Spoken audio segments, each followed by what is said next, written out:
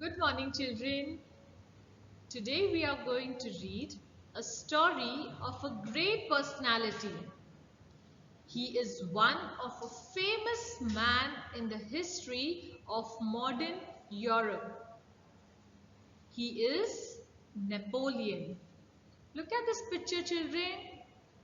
Napoleon was born in 1769 in Corsica. Corsica was under the French. Look at this picture, children.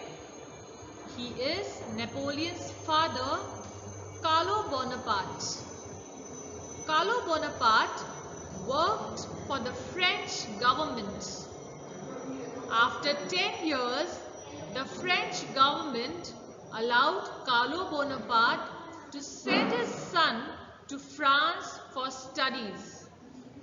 Since childhood, Napoleon always wanted to be a soldier. So he went to a military school. And you know, children, Napoleon was short and a stout boy. Stout means fat.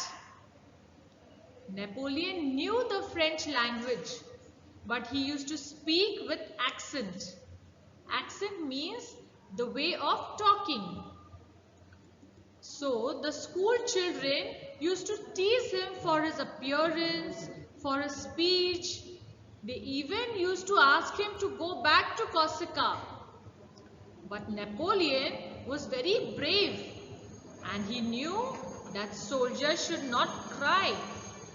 So he used to not pay attention to them. He read many books about soldiers and armies and battles fought long ago. At the age of 15, he became an officer in the French army. Do you want to see where is Corsica, children? Look here. Corsica is a small island in the Mediterranean Sea. Corsica was an independent island, but when Napoleon was born, it was conquered by the French. So it belonged to France. See, here is France. We will look at another map where you could see it clearly. Look at this map, children. Here is France. The capital of France is Paris. And this is Corsica Island, where Napoleon belonged to. And later he was sent to France to study in a military school. At the age of 15, he became an officer in the French army. Children, at that time, the people of France were very badly treated.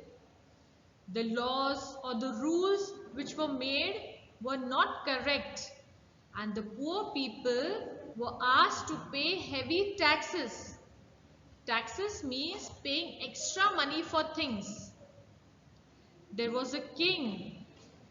His name was Louis the 16th. Look at this picture. He was that king in those days. He was very powerful and he did whatever he liked. The king and his rich people lived a very comfortable and luxurious life, and they did not bother about the poor people. It is said that one day when the queen heard that the people are starving and did not even have bread to eat, hearing this, the queen said, if they don't have bread, why don't they eat cake? So the people were starving. Starving means suffering or dying from hunger. But the queen was so ignorant, she said, eat cake if you don't have bread. Children, she was so cruel. Those poor people did not have money to buy bread. How could they buy cake? Then the people of France heard the Queen's statement, they got very angry. Then on the 14th of July 1789, hundreds of people in Paris revolted and attacked a famous prison called Bastille. Look at this picture, children. This is the prison. The king kept the people whom he did not like in this prison. Hundreds of people took violent action. They started killing the king's people. They killed the king and the queen too. The people of France set up a republic. The republic means the people of a state has a nominated president or a leader rather than having a king or a queen. The people cried, liberty, equality and fraternity. Liberty means freedom for everybody. Equality means that all are equal. And fraternity means that men should treat each other as brothers. The leaders who were elected by the people did not know how to rule. And they argued with each other. They fought amongst themselves. And then France was in distress. Distress means was in great trouble. Look at the map, children. Which are the countries around France? Prussia, Austria and Spain. Now these countries, especially Prussia and Austria, were afraid that the revolution in France might spread in their countries. So what did they do, children? So Prussia and Austria attacked France in order to stop the revolution. Revolution means fight or riot. Napoleon was okay with the revolution. As he was a very humble man, he thought it was a good chance to prove himself, because the king and the queen would have never got him this opportunity. As Napoleon was known as a genius officer and France wanted a man like him, and he was promoted and was asked to fight a war against the Austrians. Look at this picture, children. This lady is Josephine. Just before leaving Paris, Napoleon met Josephine. She was a rich and a beautiful woman. Napoleon married Josephine. She introduced Napoleon to many rich people who could help him. And then in the whole of Europe, Napoleon was successful. He was very brilliant.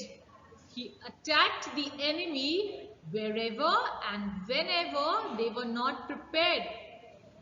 He did not follow the rules of the battle. There are some rules which the countries have to follow during the war. In the days of Babur and Alexander, both the armies lined up opposite to each other. And then the battle used to start. Napoleon did not follow this rule. What Napoleon used to do, you know, children? He used to first show himself with his army in front. Then what he used to do, children? Before the enemies could understand what is happening, he would take his men and horses quickly in the opposite direction and attack. When he attacked, Napoleon would send only half of his army to fight. Then after some time, when both the sides got tired, he would suddenly send the other half. When Napoleon came to Paris, He saw that he was very famous and everybody knew him. He became a famous general. Europe got scared of Napoleon and he was the hero of the French people. Now, at that time, France was going to have a war with Britain. Britain was trying to help the ex-rulers of France. Ex-rulers means the rulers who had ruled France. Britain fought with the French on the land and also in the sea. They had fleet of fighting ships. Fleet means a group of ships.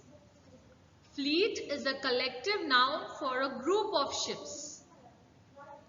These fighting ships were controlled or commanded by a famous admiral.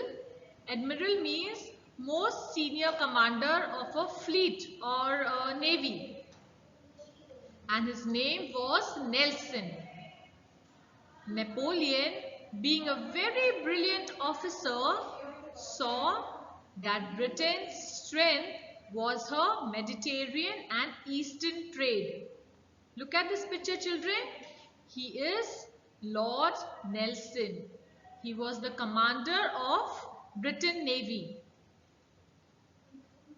So Napoleon saw that the strength of Britain was in her Mediterranean and Eastern trade.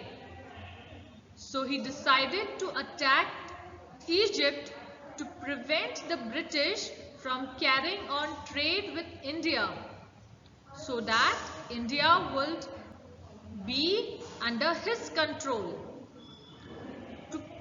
To prevent means to stop. Look at the map, children. Here is France. This is the Mediterranean Sea, and Napoleon attacked Egypt. Look at this picture, children, of Napoleon when he was in Egypt. Why did he attack Egypt, children? So that Britain would not be able to trade with India, and Napoleon could get his control over India. Napoleon said, "This little Europe is too small a field. Real fame can only be won in the East." That time Nelson had his ships in the Mediterranean Sea.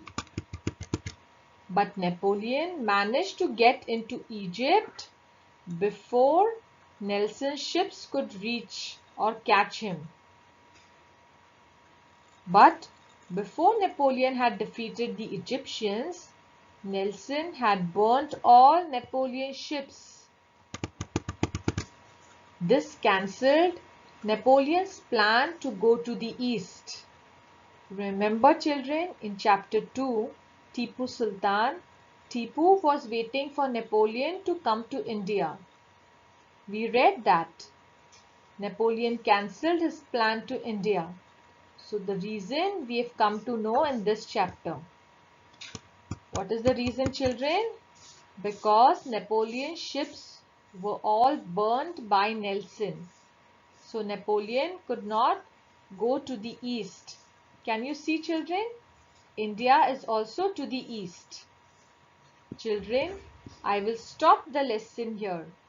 For the homework, read the chapter from page 20 to page 23. Stick a world map showing France, Prussia, Austria, Egypt, India and Corsica. And children, the map is to be written in pencil. Don't take a colored printout. And don't use the internet. Use the atlas to find the countries. Alright, children? Bye. Take care.